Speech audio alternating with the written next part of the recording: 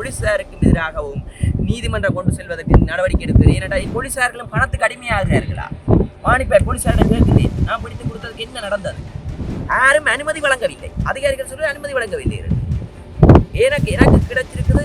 இவர் என்ன இந்த பார்லமெண்ட் உறுப்பினர்கள் செய்ய முடியும்? எங்களுக்கு பல இடத்தில் தொடர்பு இருக்கிறது, பெரிய பெரிய இடங்களில். இங்கே இவர்களால் ஒன்றும் செய்ய முடியாது, என்பிபி உறுப்பினர்களால் என்று எம்மிடம் இந்த மாநகர சபை அதிகாரம் கிடைத்திருந்தால் இதை சிறந்த முறையில் கையாண்டிருக்க முடியும் என்று நினைக்கின்றேன். இன்றைக்கு கிடைத்தவர் கதைக்கக்கூட, இன்றைக்கு அங்கே உறுப்பினர்களை கதைக்கக்கூட, இயக்குவதற்கு கூட கதைக்கக்கூட விடுகிறார்கள் என்று உறுப்பினர்களை கூறுகிறார்கள்.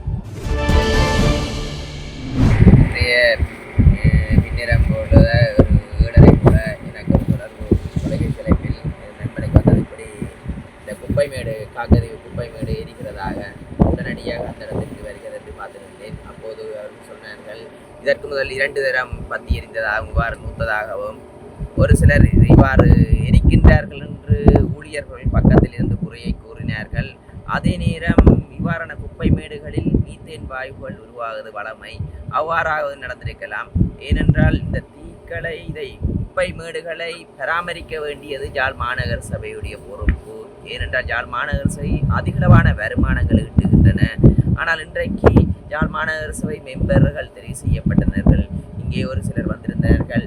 ஆனால் இதற்காகவும் கதைக்க வேண்டிய உறுப்பினர்களுக்கு கூட நேரம் ஒதுக்கப்படுவதில்லை என்று ஒரு சிலர் குறை கூறினார்கள். இன்றைக்கு தீயணைப்பு படையினர்கள் இந்த இடத்துக்கு வருகை தந்திருக்கிறார்கள். அவர்கள் கூறினார்கள் தமது வாகனம் பழுதடைந்துள்ளது என்று. அதே நேரம் ஒரு வாகனம் விபத்து ஏற்பட்டிருக்கிறது, 2 வாகனம் இருக்கிறது என்று 2 வாகனமும் பழுதாகி இருக்கின்றது. அவ்வாறென்றால் யாழ் நகரில் ஒரு கட்டிடம் ஒன்று தீப்பற்றி எரியுமாக இருந்தால் அதை நூற்பதற்கு யாரிடம் செல்வது?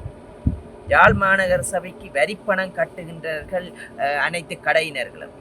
அங்கே தெரிவு செய்யப்பட்ட உறுப்பினர்கள், மேயர்கள் இந்த இடத்துக்கு வருகை தந்திருக்க வேண்டும். மேயர் வரவில்லை. இவ்வாறான நிலையில் எதிர்வரும் காலத்தில் இவ்வாறான அநாகரிகமான உறுப்பினர்கள், மேயர்கள் கண்டிப்பாக இந்த இடத்துக்கு கள விஜயம் செய்து பார்த்தால்தான் இங்கே இருக்கும் பிரச்சனைகள், இங்கே வேலை செய்யும் ஊழியர்களின் பிரச்சனைகளை நிவர்த்தி செய்யலாம். ஏனென்றால் இங்கே வரும்போது தீயணைப்பு படையினர் சொல்லுகிற 18 பேர் எங்களுக்கு காடர்கள் என்று.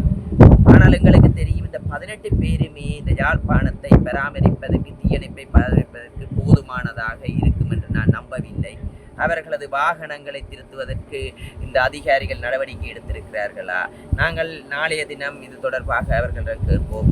எதிர்வரும் காலத்தில் இந்த குப்பை மேடுகளை பராமரிப்பதற்காக நான் இந்த இடத்துக்கு பகல் வந்து நாளைய தினம் விஜயம் செய்து அவதானித்து இதற்கான மாற்றேற்பாடு. ஏனென்றால் இந்த குப்பைகளிலிருந்து வருமானம் ஈட்டக்கூடியது, அதிகளவான வருமானத்தை ஈட்டக்கூடிய நிலையை ஏற்படுத்தலாம். ஏனென்றால் இங்கே பார்க்கும்போது தெரியும், முக்கக்கூடிய குப்பைகள் அதிகளவான கிடக்கின்றன, மரக்குப்பைகள் கிடக்கின்றன. அதனால் தான் காய்ந்து இந்த குப்பைகள் பத்தி எறிகின்றன.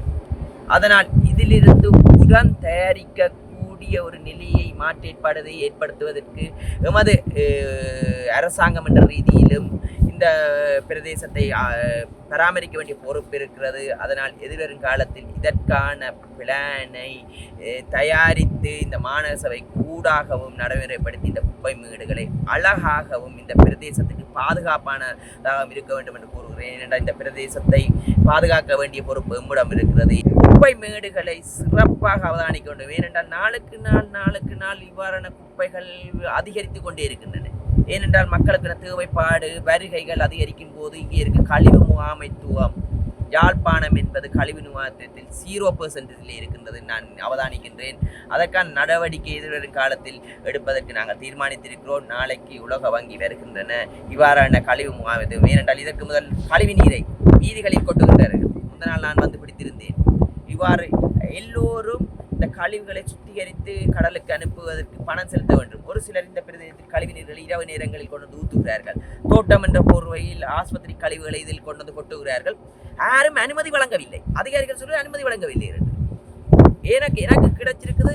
இவர் என்ன இந்த பார்லமெண்ட் உறுப்பினர்கள் செய்ய முடியும்? எங்களுக்கு பல இடத்தில் தொடர்பு இருக்கிறது, பெரிய பெரிய இடங்களில். இங்கே இவர்களால் ஒன்றும் செய்ய முடியாது, என்பிபி உறுப்பினர்களால் என்று ஒரு சிலர் இந்த நான் சென்று அவதானித்தவர் கூறியிருக்கிறார். அவர்களுக்கு கடுமையான நடவடிக்கை எடுக்க வேண்டும். எதிர்காலத்தில் தென்னம்பிள்ளை என்ற போர்வையில் ஃபில்டர் பிளான் என்று போட்டு ஃபில்டர் பிளான் இயங்குறதே இல்லை. ஆஸ்பத்திரி கழிவை கொண்டது களவாக இரவு நேரங்களில் அந்த தென்னம்பிள்ளைகளுக்கு அருகில் உள்ள கோயில்களில் கொட்டுகிறார்கள். இதனால் ஆஸ்பத்திரி கழிவுகள் அந்த பிரதேசத்தில் வாழும் பிள்ளைகளுக்கு கூட பாதிப்பு ஏற்படுகிறது. இந்த மாநகர சபை அவதானிக்கிறதா? பிஹெச்சி அவதானிக்கிறார்களா? நான் பிடித்து கொடுத்த இதற்கு எதிராகவும் பிடித்து போலீஸிடம் மானிப்பா போலீஸிடம் ஒப்படைத்திருந்தேன். அதற்கு என்ன நடந்தது என்று தெரியாது. நீதிமன்றத்துக்கு ஒப்படைத்தார்களா என்று தெரியவில்லை. பிஹெச்ஏ சொல்கிறார் அந்த நீரை பரிசோதிக்க முடியாது என்று இவ்வாறு கூறுவர். ஆனால் நான் அதற்கு எதிராக போலீசார்கள் நடவடிக்கை எடுக்காட்டால் இதற்கு எதிராக போலீசாருக்கும் எதிராகவும் நீதிமன்றம் கொண்டு செல்வதற்கு நடவடிக்கை எடுக்கிறேன். ஏனென்றால் இன்னும் நீதிமன்றத்துக்கு அந்த பிடித்துக் கொடுத்தது இன்னும் நீதிமன்றத்துக்கு செல்லவில்லை என்று நான் நினைக்கின்றேன்.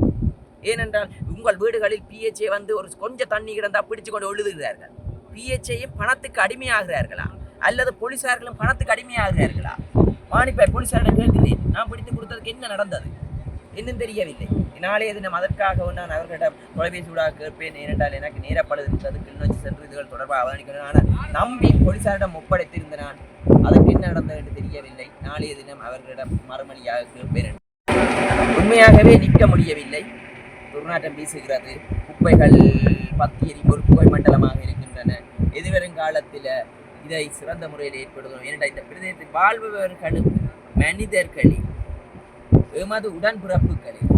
அதனால் இந்த பிரதேசத்தை உணர்ந்து இந்த பிரதேச மக்களை முன்னேற்றி ஒரு சுத்தமான காற்றை சுவாசிக்கக்கூடிய பிரதேசமாக மாற்ற வேண்டிய பொறுப்பு இருக்கிறது. உலகத்தில் குப்பைகளை எவ்வளவு கழிவுகளை வியாபாரமாக்குகின்றது. சிங்கப்பூர்ல வெளிநாடுகளில் குப்பைகளை வியாபாரம். இந்த வியாபார மூலக்கூறுகளை கண்டுபிடிக்கும் போது மாநகர சபை இன்னும் வருமானம் ஈட்டக்கூடிய நிறுவனமாக மாறும் என்று கூறுகிறேன். எம்மிடம் இந்த மாநகர சபை அதிகாரம் கிடைத்திருந்தால் இதை சிறந்த முறையில் கையாண்டிருக்க முடியும் என்று நினைக்கின்றேன். இன்றைக்கு கிடைத்தவர் கதைக்கக்கூட, இன்றைக்கு அங்கே உறுப்பினர்களை கதைக்கக்கூட, இயக்குவதற்கு கூட கதைக்கக்கூட விடுகிறார்கள் என்று உறுப்பினர்களை கூறுகிறார்கள். இவ்வாறு ஒரு சர்வாதிகார போகுமா இருந்தால் இந்த மாநகர சபை நீண்டு நிலைக்கும் என்று நினைக்கவில்லை.